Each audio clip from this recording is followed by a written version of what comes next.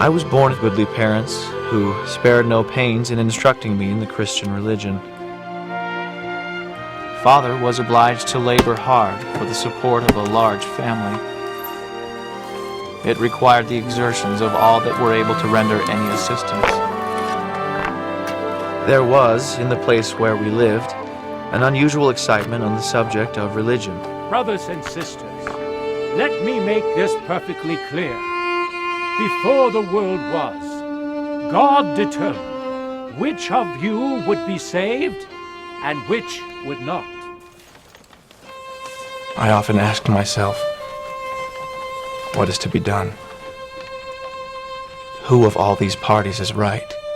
God has not determined the final fate of his children. That doctrine places responsibility on God and excuses man. It cannot be reconciled with the doctrine of free will.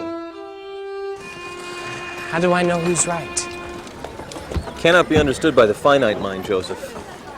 Faith is the gift to believe. You must pray for faith, and God will manifest his will. I was one day reading the Epistle of James.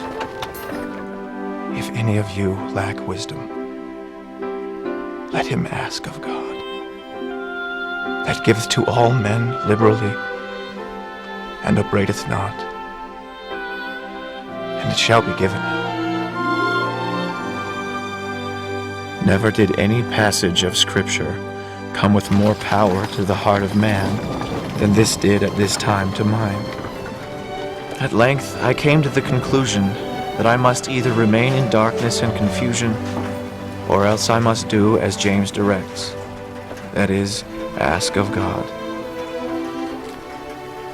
It was on the morning of a beautiful, clear day, early in the spring of 1820, after I had retired to a place where I had previously designed to go, and finding myself alone, I kneeled down and began to offer up the desires of my heart to God. I had scarcely begun to do so when I was seized upon by some power which entirely overcame me, and had such astonishing power over me as to bind my tongue so that I could not speak.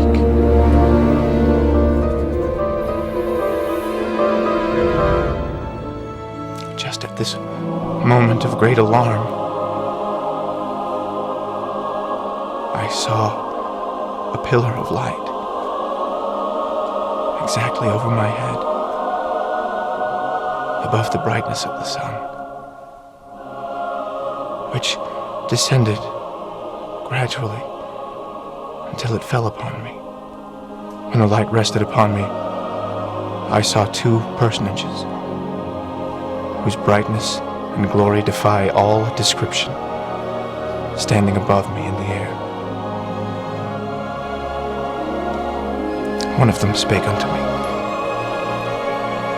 calling me by name, and said, pointing to the other, "This is my beloved Son. Hear him."